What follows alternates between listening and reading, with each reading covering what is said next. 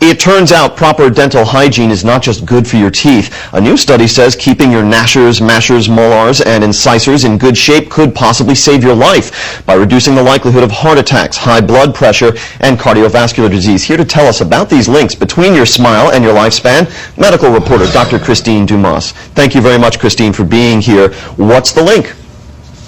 It's really interesting, James. What happens if you think about bacteria in your body, if your immune system sees that there's a bacterial invader somewhere, it'll send the troops down to try and fight it off. But the bacteria that cause gum disease actually have developed a unique ability to actually evade your body's clearing mechanism. So if they were humans, they'd be able to get through the security clearance in an airport. They're that good at it.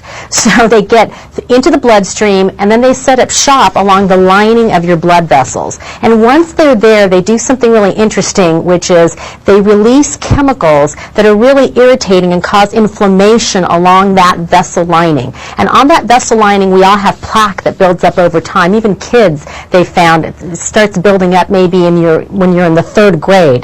That plaque can break off and rupture. And if it breaks off and ruptures and it blocks the blood flow to your heart, it'll cause a heart attack. If it blocks the blood flow to your brain, it can cause a stroke. So it's really, the consequences are very serious, and most people don't know anything about it.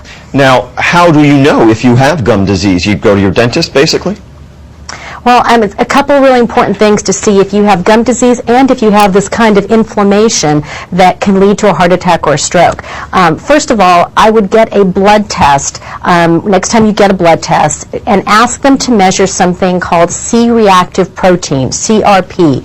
And it's a very simple test. They take it when they take your blood test. It probably costs about $35. And that measures inflammation in your body, which gum disease bacteria cause, in the same way that a thermometer will measure the temperature of your body. Obesity can cause inflammation. Smoking can cause inflammation too. When you go to your dentist, they have to take a periodontal exam. And I think an important thing to know is no dentist can tell just by looking at your gums if you have gum disease or not. They actually have to measure, and they take 6 different numbers around the neck of your tooth times 28 teeth. You'll know if they're taking this test. So it's over 100 numbers. You should hear them calling out. And if you don't hear them calling out those numbers, it's probably time to find another doctor. Now, I know you recommend having your dentist actually converse with your regular physician, right? What should they be talking about together, and what should one doctor be saying to the other?